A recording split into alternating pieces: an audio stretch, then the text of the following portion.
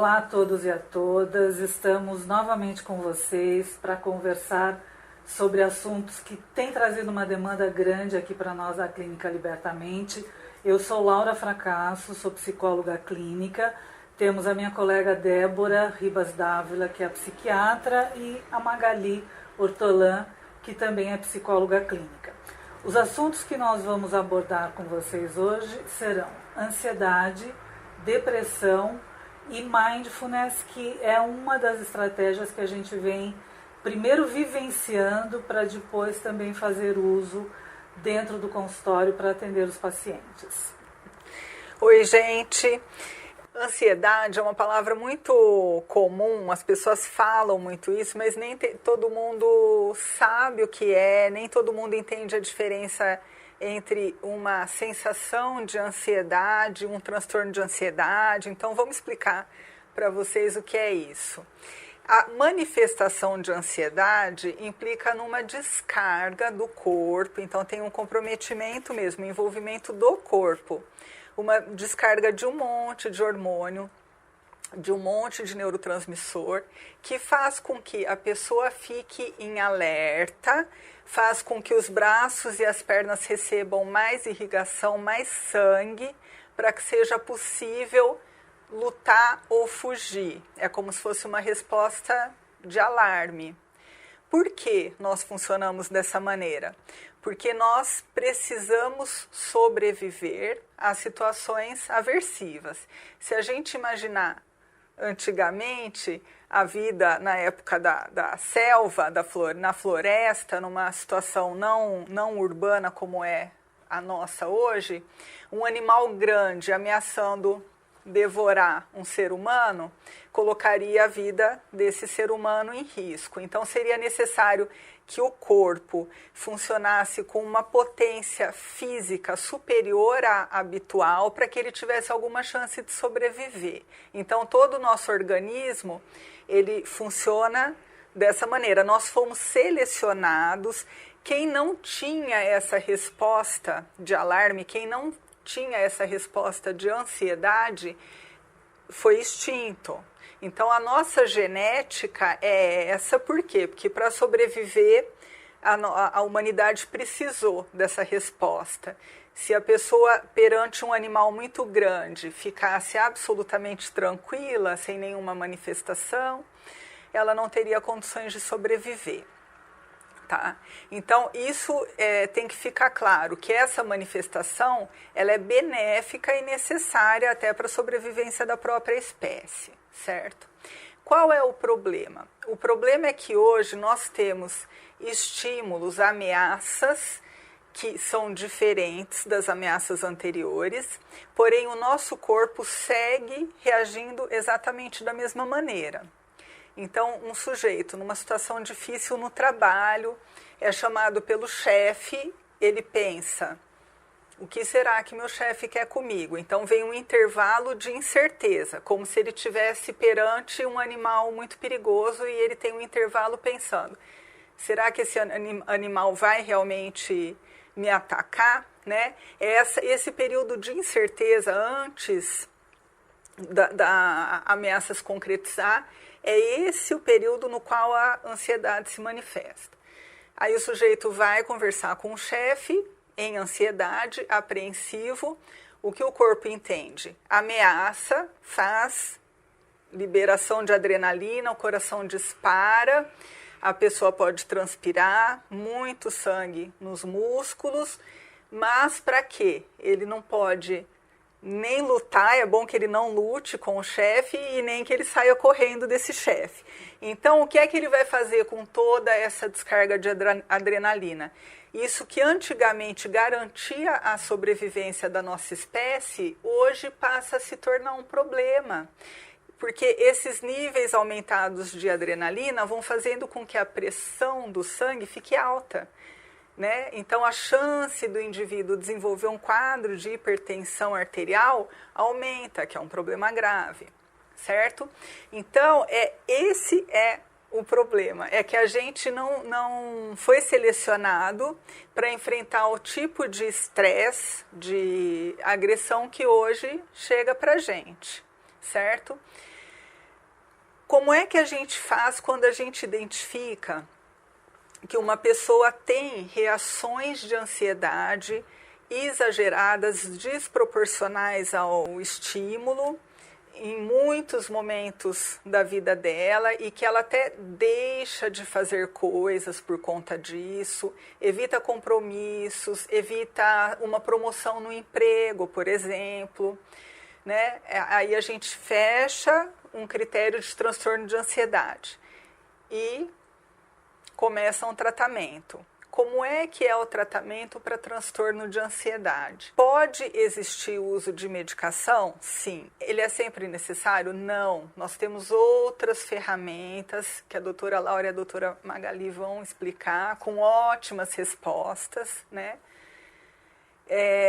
A psicoterapia ajuda no transtorno de ansiedade? Ajuda muito. A melhor resposta para a psicoterapia, de uma maneira geral, está nos quadros de ansiedade. Por quê? Porque quando o paciente identifica que ele tem uma resposta que é exagerada para aquele fator que ele considera ameaçador, e ele deixa de ter essa manifestação, ele tem um ganho muito grande. E a psicoterapia faz isso, né? Muitas coisas nós sabemos o que é certo, como seria o jeito mais adequado de fazer, mas na prática a gente não consegue colocar, né? Para a ansiedade isso é muito claro. A gente tem medo, a gente fica muito preocupado com algumas situações que a nossa lógica e a nossa razão entendem que não são ameaças importantes.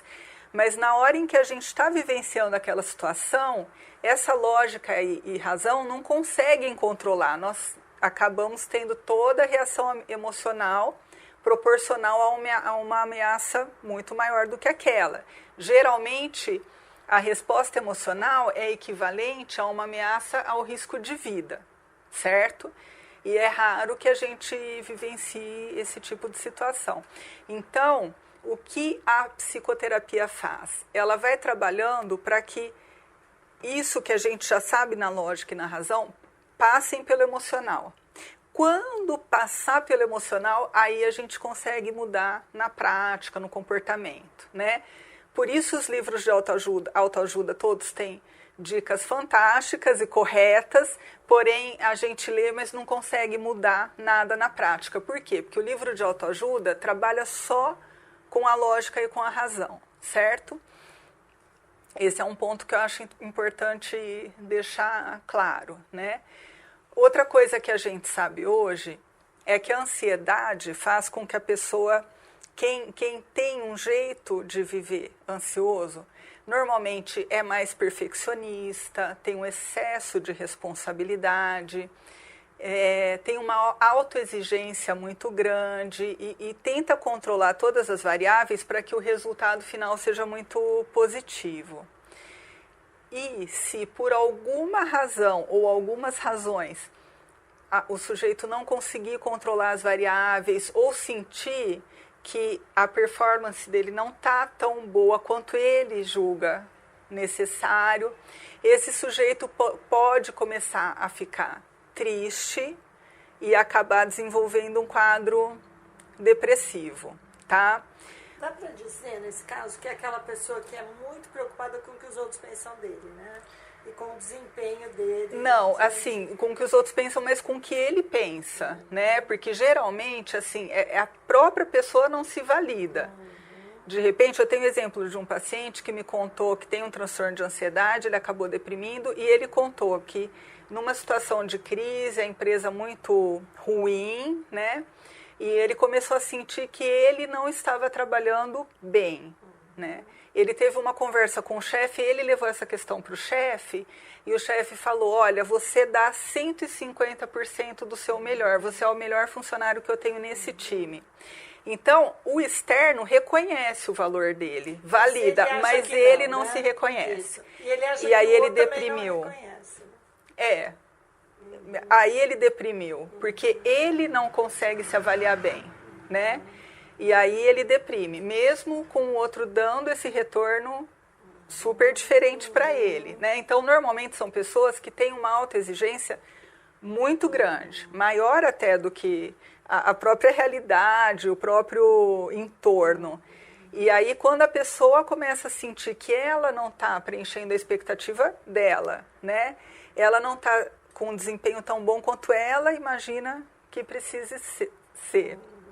Aí ela começa a ficar triste, se sentir mal, como ela é rígida com ela, e ela exige dela que ela esteja sempre muito bem, aí ela começa a ficar triste, esse quadro vai se agravando e ela faz um quadro de depressão. E isso que você está colocando, Débora, eu estou acompanhando um caso onde existiu um corte na empresa, né, de funcionários, recentemente, e esse paciente tinha certeza que ele seria incluído neste corte. E eu tentava ajudá-lo a refletir assim, o que te faz pensar isso? Né? Em algum momento você já teve algum feedback, teve alguma questão? E ele dizia, não, eu sinto, né? A coisa fica até persecutória. Né? Então ele tinha certeza que ele seria demitido. Quando ele não é demitido, né, teve o corte, realmente vários colegas dele foram demitidos, e que aí eu volto à reflexão e digo, olha, por que você acha que você ficou? Né? E ele diz, eu não sei. Ele não consegue se validar. Não conseguindo se validar, mesmo com a validação externa, né? Ele falou, eu não sei, eu dei sorte, né? E ele não conseguindo olhar porque ele conseguia produzir, porque ele conseguia entregar de projetos, né? E agora eles vão ter uma avaliação do final do ano. E eu estou trabalhando um pouco isso com ele, o que significa essa expectativa que ele tem, que é tão acima, como que o outro vai avaliá-lo. Então, assim, eu estou bem curiosa para ver como vai ser essa avaliação na empresa, porque eu pedi para ele, inclusive, assim, ver a possibilidade de ter por escrito isso, porque às vezes ele nem lembra os elogios. Os elogios, que ele recebe, perfeito, perfeito. Né? Então, assim, vamos documentar, vamos olhar para isso, vamos ver juntos qual é o tipo de elogio que você não consegue validar. Então, tentar trabalhar com ele essas reflexões. Quando você diz que o espaço da psicoterapia é justamente esse, de trazer para ação. Isso. Né? Não ficar só na questão racional, mas para o Isso. sentimento. Como é que você se sentiu quando todo mundo foi demitido e você não? Isso. Né? Como é que é agora estar lá, ter que reorganizar o setor? Então, um pouco na questão de como ele se sente para lidar com toda essa questão. Esse aprendizado para ele se validar, né? Exatamente. Isso. Todo esse processo. Atendi um também na mesma situação de empresa. Ele ia entrar em férias e ficou sabendo que uma pessoa viria para substituí-lo. Entrou numa ansiedade absurda porque achou também que já estaria... Não viria só para substituir ele nas férias, né? E aí fomos conversando para que ele pudesse, então, conversar com o chefe, entender um pouco, colocar um pouco da preocupação dele diante da situação. E ele descobriu que não era absolutamente nada disso. Era uma outra situação, né? Que estava acontecendo e era uma mudança estratégica da empresa. E normalmente, como são pacientes por conta do perfil mesmo, eu brinco, se escutar 10 elogios e uma crítica, vai se lembrar só da crítica. Exatamente. Então, acho que esse trabalho que você propôs de levar por escrito é bem interessante, porque aí isso não se perde, fica concreto, fica no papel, né?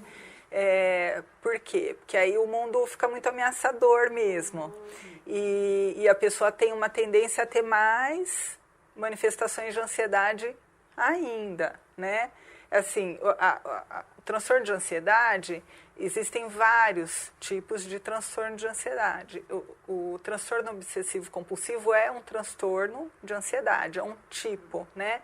A fobia social, quando o paciente não consegue se expor em público, interagir com um grupo de pessoas, isso é um transtorno de ansiedade, o transtorno de ansiedade generalizada também. Então, são quadros que quando a gente consegue ajudar o paciente a entender o que é dele, o que é do outro, o que é preocupação dele, o que é do externo, o grau de exigência dele e o do restante, isso vai aliviando, vai amenizando a ansiedade, né? E eu tenho relatos de pacientes, porque os pacientes, quando eles melhoram, eles trazem isso, né? Eles contam, olha, aconteceu tal situação e se fosse antes, eu teria... entrado em pânico, meu coração teria disparado, eu teria ficado preocupado, mas eu consegui respirar fundo e pensar, não, eu posso resolver isso amanhã. Isso agora não é a prioridade, a consequência disso não vai ser tão grave. Então, são quadros que respondem muito bem ao processo terapêutico, né? Falando um pouquinho de depressão, também queria deixar claro, assim, que não é toda tristeza que é depressão. A tristeza é natural. É esperado que um ser humano sinta tristeza. Uma pessoa incapaz de sentir tristeza é alguém com um problema muito grave, né? Porque a gente precisa desse sentimento até para a gente ter uma referência do que faz bem e o que faz mal para a gente. Essa tristeza decorrente de situações que acontecem, ela não tem a ver com a depressão. Depressão é uma doença, né, na qual a pessoa tem perda de interesse por atividades nas quais antes ela ficaria muito envolvida. A pessoa pode ter tem alteração de apetite, sono, desejo sexual, né? A pessoa tem uma tendência a fazer uma avaliação dela como se ela estivesse muito aquém do que de fato ela está, né? E pode deixar até de ter o mesmo desempenho profissional que ela tinha antes. Por quê? Porque a região do cérebro acometida na depressão é a região responsável por memória. Então, a pessoa fica, de fato, com a memória diminuída, certo? Tanto que, no atendimento de pessoas, quando a queixa é demência, né, é muito comum, idoso, a família leva para uma avaliação, dizendo, está esquecendo o fogo, está esquecendo algumas coisas, deixa o fogo ligado no gás e tal. A primeira providência que o médico precisa tomar é afastar um quadro depressivo. Por quê? Porque a depressão pode fazer isso. A pessoa vai ficando apática, perdendo interesse pelas coisas, se concentra menos no que ela está fazendo, né? Então, muitas vezes o comprometimento não é da memória. Ela não está envolvida com aquilo, esqueceu que estava lá fazendo a comida porque está pensando em outra coisa, está preocupada com outra questão, né? Então, que a gente chama de diagnóstico diferencial, né, da demência, é a depressão, né? A incidência está aumentando, nós temos muitos quadros graves de depressão, existe o risco de suicídio, né? Essa é uma questão que nos preocupa, porque o senso comum acredita que quem quer se matar, se mata. E quem não quer se matar, não quer morrer, fala sobre isso. E isso é mentira, tá?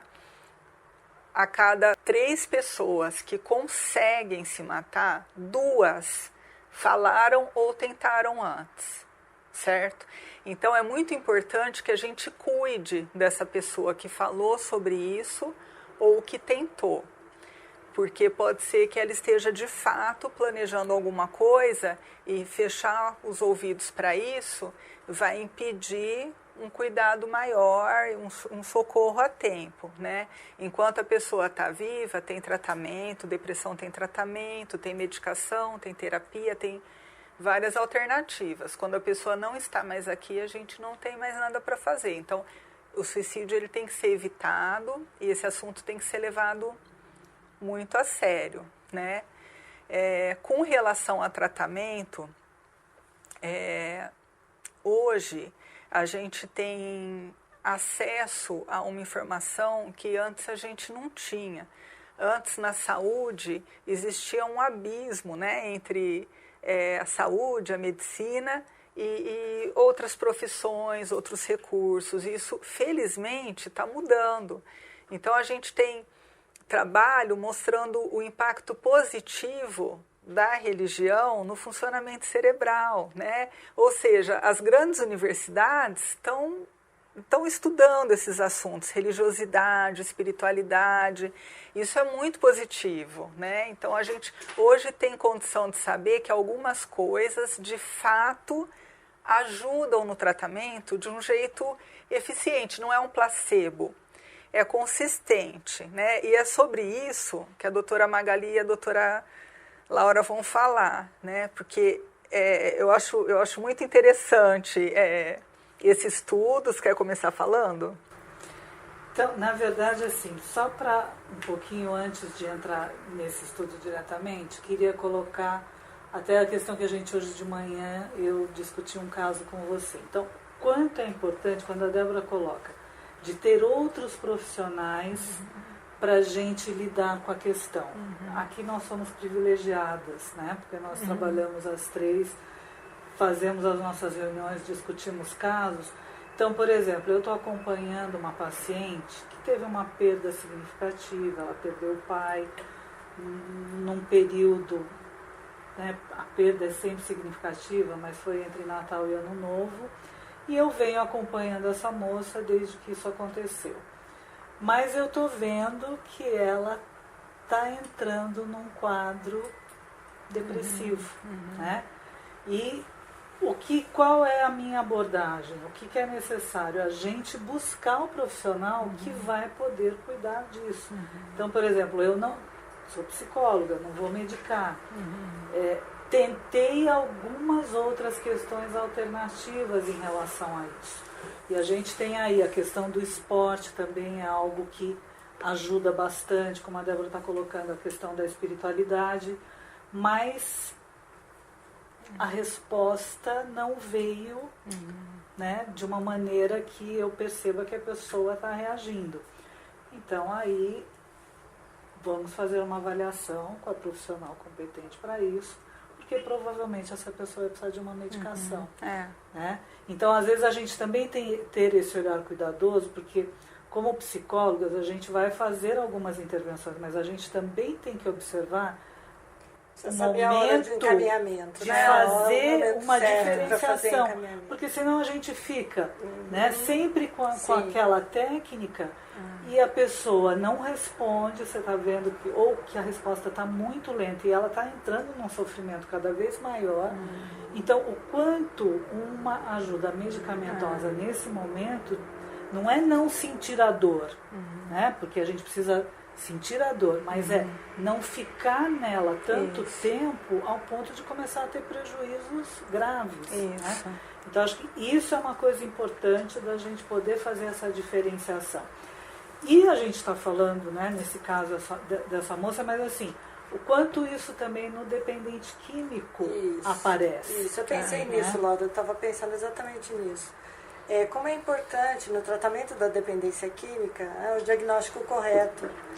Muitas vezes um quadro depressivo é o que leva a uma situação, um quadro ansioso é o que leva o adolescente que tem uma ansiedade super intensa, ele vai fumar maconha, ele tem uma sensação de relaxamento que pode ser altamente reforçadora, né, prazerosa para ele. Então, como é importante cuidar, estar atento para esses quadros, né? A depressão, muitas vezes a bebida, ela vai casa super bem, né? Vem aquela sensação de alívio, de bem-estar. Então, esses são problemas e nós estamos vendo no consultório o tempo todo, chegando pessoas com transtorno de ansiedade, com transtorno depressivo, né? A incidência está muito alta.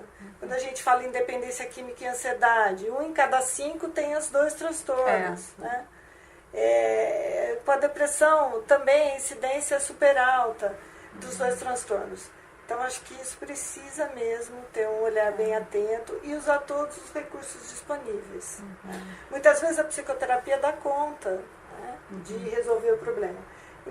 Percebendo que o tratamento está andando, está caminhando, né, e a melhora não está sendo efetiva, existe essa avaliação de ver a necessidade de passar por um profissional, né, pela psiquiatra, para avaliar a necessidade ou não da medicação. Então, acho que é importante a gente apontar para isso. E é interessante porque, assim, a gente tem pacientes que chegam para a psicoterapia dizendo: doutora, que a senhora vai me passar de medicação? Ou seja, que não tem nem o conhecimento que a gente da psicologia não pode prescrever, mas que já vem com essa demanda. Às vezes até quando marcam por telefone, então, mas é porque eu quero uma receita. Não, o psicólogo não vai prescrever, né? Então a gente encaminha para profissional competente, que é a doutora Débora aqui com a gente. Como também a gente tem no consultório aquele paciente que tem resistência à medicação. E o quanto a gente tem que respeitar isso e sensibilizá-lo de que ele precisa.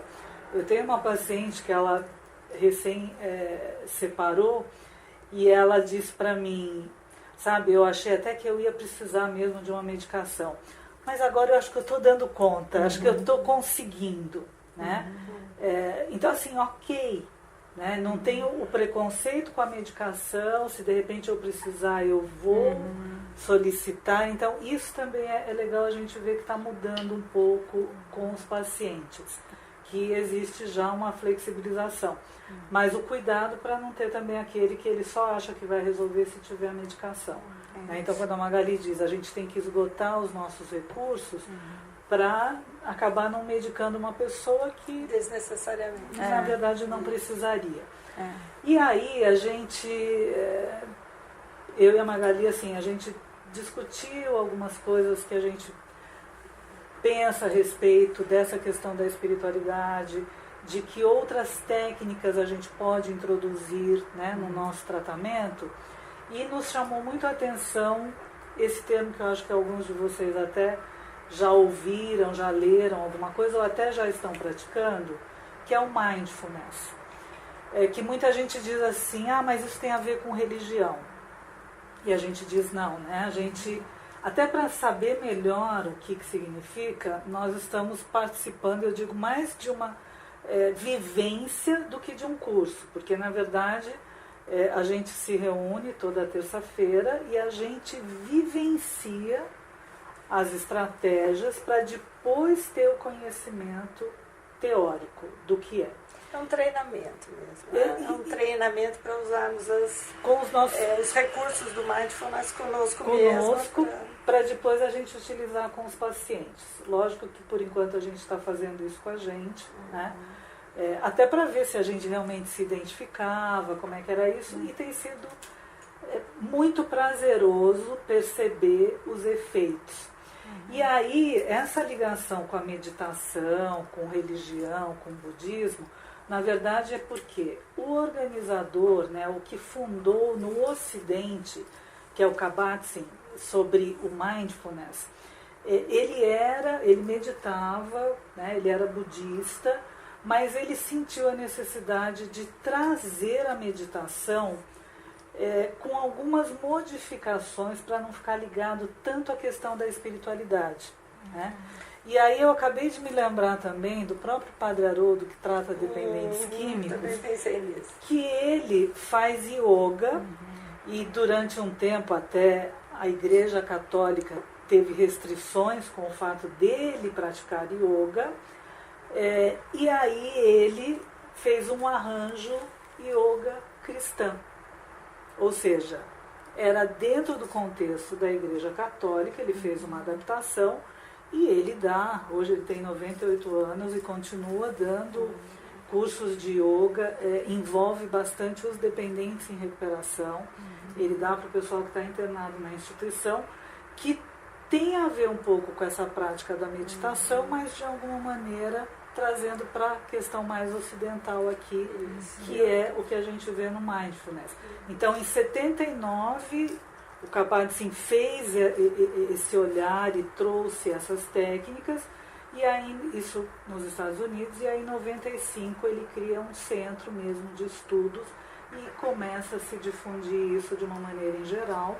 E hoje a gente vê no trabalho, a gente vê com doenças, ele começou com dores crônicas e estresse, né, o estudo dele, mas hoje isso se ampliou, inclusive nas escolas, né? A gente começa a ver, né, que isso está trazendo benefícios para as pessoas de uma maneira em geral, no contexto geral. Né? Eu queria falar um pouco da minha experiência, que nós fomos nos últimos congressos da ABAD e foi muito abordado, né, a prática do mindfulness, que nós chamamos também de atenção plena, né, um treino de atenção plena. Em vários momentos, por vários profissionais, foi dito das pesquisas, das evidências que o uso para tratamento da dependência química estava sendo comprovado. Então, nós nos interessamos muito diante dessas informações e fomos buscar. Existem muitos estudos sobre o tema. Muitos deles não foram validados, porque não estavam dentro do rigor científico necessário. Mas, enfim, uma boa parte está sendo validado e conseguiu-se chegar que, pelo menos, assim, grandes empresas procuraram o trabalho para os seus funcionários e, pelo menos, em 4 pontos aí já chegou à conclusão que ajuda, né? Que é favorecer a pessoa melhorar o foco, a memória, melhora a memória. Ela consegue ficar mais tranquila em situações de estresse, tudo aquilo que você estava dizendo, né? Aquela situação de prontidão para um problema, para uma catástrofe que vai acontecer, um ataque. Né? Ela consegue ficar mais tranquila diante dessas situações e ela consegue relacionamentos mais harmoniosos. Por quê? Porque ela consegue se perceber melhor e consegue perceber o que é dela, né? na irritação, na impaciência, e assim por diante. Ou seja, são 4 pontos que são importantes para qualquer um, em qualquer situação. Né? Seja para a vida em geral, para a empresa, seja para a escola. Né? Então, é um trabalho que vem sendo desenvolvido e que busca melhorar. Como? De que forma? Né? Então, assim, é uma maneira de você ficar no momento presente de forma intencional e sem julgar. Essa palavra sem julgar faz toda a diferença. Né? É sem julgar, é sem você ficar buscando um estado especial de consciência, uma alteração. Não, nada disso. É eu ficar aqui agora e me perceber como eu estou. Não tem julgamento, não tem preocupação se eu estou fazendo certo, se eu estou fazendo errado. É aprender. Meu pensamento divagou, então eu vou parar e vou prestar atenção em mim. Aí meu pensamento divagou, eu vou lá gentilmente. Gentileza é outra palavra-chave, né, da atenção plena. Porque o que a gente busca é desenvolver a autogentileza. Né? Então você vai lá gentilmente e eles vão ensinar técnicas, várias formas de você aprender a dissolver o pensamento. Né? Prestar atenção na sua respiração. Respirar é base de tudo. A ansiedade, como a doutora Débora colocou, tem toda uma alteração física. Então o que acontece? A respiração fica super rápida e curta. Né? O ansioso, ele inspira, prende o ar nos pulmões, expira só um pouquinho e já puxa mais. Então, os pulmões ficam cheios de ar, não esvaziam, e ele fica com a sensação de que o ar não está entrando mesmo, que o pulmão já está cheio. Então, e está cheio do ar, precisa ser trocado. Que precisa ser trocado. Então, ele tem que aprender a expiração completa, né? E só isso já dá um benefício muito grande. Exatamente. Então, a busca é por esse caminho. É um caminho que precisa do quê? Persistência, muita persistência. Porque não é uma coisa simples que você vai falar, putz, isso é mágico, então vai resolver o problema do mundo, né? Então tudo certo, todo mundo vai praticar. Não, é um trabalho que precisa de persistência e, como eu falei, dessa autogentileza. Então essas duas coisas combinadas, elas vão ajudando as pessoas a se perceberem melhor, a desenvolver a disciplina, a desenvolver, vou fazer um pouquinho mais, vou me esforçar um pouco mais, vou dedicar um pouquinho mais do meu tempo para isso. Né? Então o objetivo é sempre, né? E isso pode ser praticado em qualquer lugar, é muito simples, você está na fila do banco, está parado lá esperando, um tempinho que você parou, não precisa nem fechar o olho, não precisa buscar, como eu disse, nenhum estado diferente, não, presta atenção, eu vou me centrar eu vou primeiro tomar consciência, né, de como eu estou, né, e vou procurar nessa tomada de consciência e assim, e vendo mesmo o que eu estou precisando, como é que eu estou, como é que está a minha posição, como é que estão meus pensamentos. Né? Essa tomada de consciência vai ajudando aí a concentrar a atenção. Então, a segunda etapa seria assim, eu vou concentrar minha atenção. Então, eu tomei consciência, eu concentro minha atenção, e aí eu vou para um terceiro momento, que é expandir a minha atenção. Sempre a busca é isso, né? A atenção plena. Então, isso a gente vai aprender a lidar com os pensamentos que ficam ruminando, que eles ficam o tempo todo ali. Você vai aprendendo um jeito de ir dissolvendo, né? Você vai aprendendo a focar no momento que você está vivendo, de uma forma sem ficar com tanta... Porque o que faz a ansiedade? Remete a gente lá para frente, né? Você está sempre pensando... Eu estou sempre um passo à frente, estou sempre lá na frente, eu estou sempre procurando... A ameaça que está lá no futuro, isso, né? no futuro, e que a maioria das vezes não vai acontecer. Né? E estou fora de lugar, né? Porque, na verdade, assim, o lá na frente não existe. Isso. Né? Então, realmente eu estou centrada naquilo que está acontecendo. Quando você fala atenção plena, eu realmente, intencionalmente, prestar atenção no meu momento presente, sem julgar, eu olhar o que está acontecendo aqui agora e não me remeter que o que está acontecendo aqui é porque lá vai acontecer, ou seja, eu vou fora, eu saio dessa situação e deixo de entrar em contato. Quando você fala dos pensamentos que a gente fica ruminando, né, que a gente fala dos pensamentos automáticos, que eles vêm mesmo contra a nossa vontade, estão o tempo inteiro. Então, como é importante a gente identificar o pensamento com essa gentileza, falar, estou pensando isso, mesmo que eu não queira, mas eu estou pensando, ok, então é isso. Que sensação física eu tenho diante daquele pensamento? Quando eu penso em sensação física, também que sentimento essa sensação física me remete, né?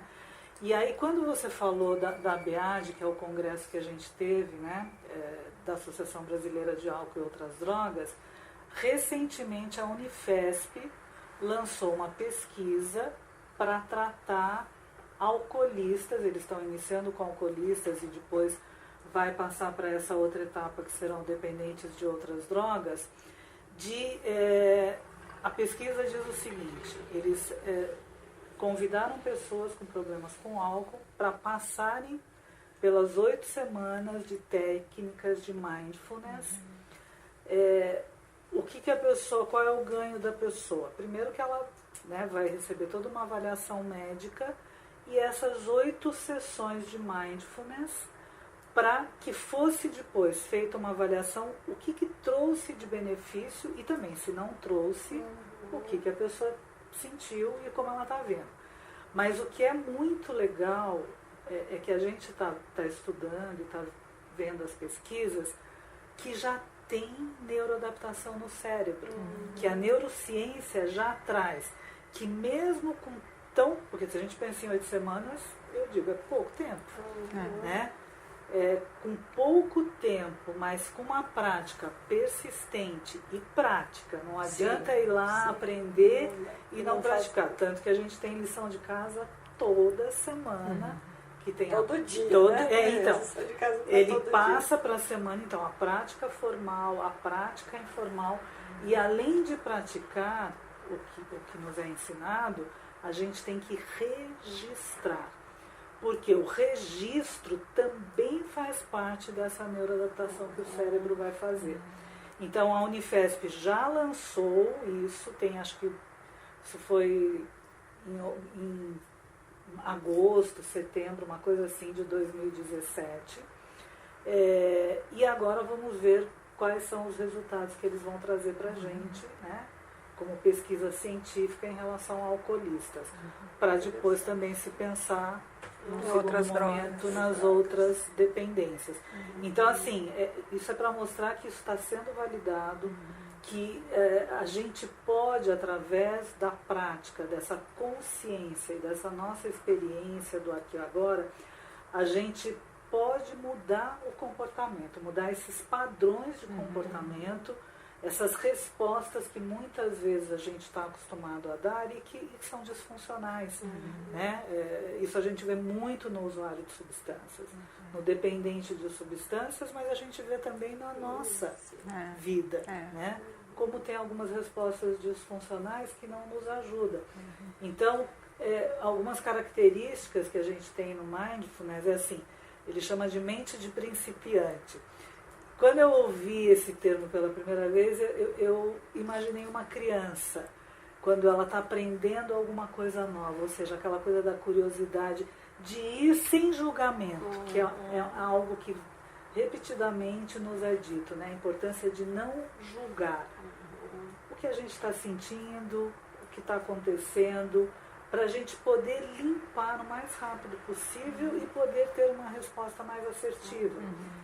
Aceitar aquilo que está acontecendo, né? Porque uma das nossas dificuldades às vezes é assim, e o aceitar diferente de conformismo, tipo assim, tá bom, isso tinha que acontecer comigo, né? Como às vezes acontece no dependente químico, mais uma recaída, né? Então não é esse conformismo que a gente quer com a aceitação, é dizer, bom, aconteceu, o que eu posso fazer? Eu posso me fazer mal, ou eu posso tentar encontrar uma resposta diante disso que está me acontecendo.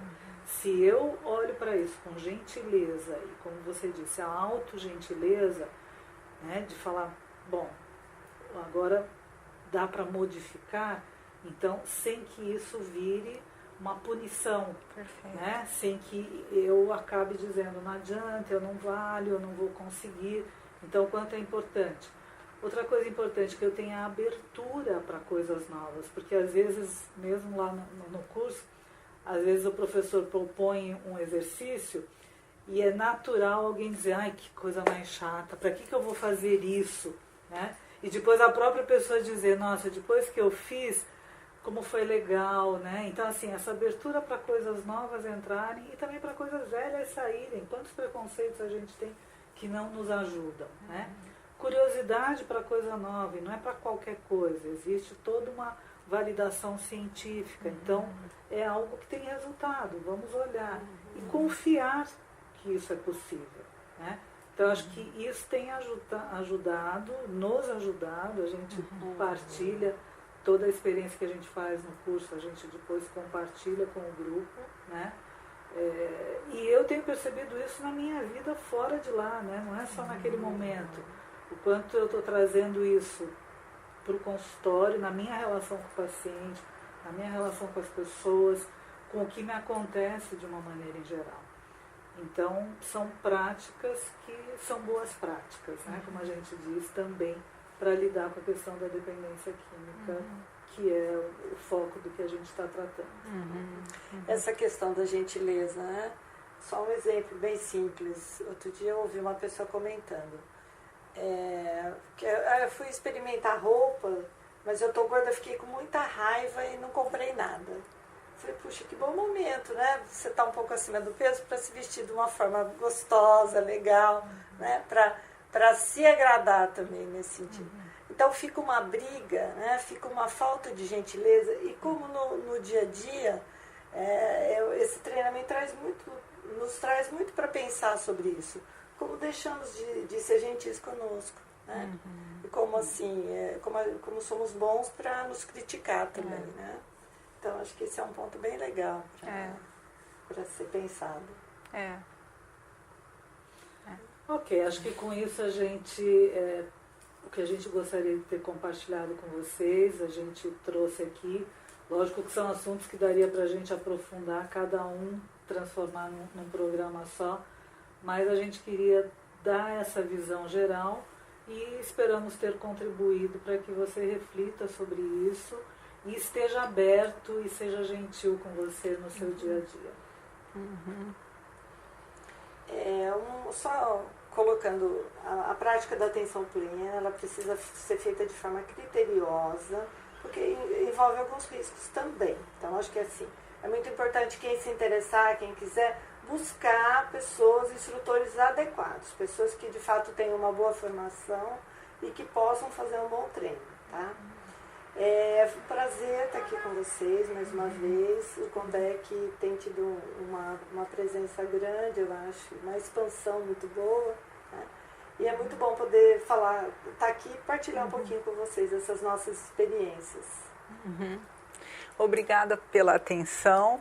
Continuem assistindo às aulas do Condec. Tenho certeza que vocês vão ampliar muito o seu conhecimento. Obrigada.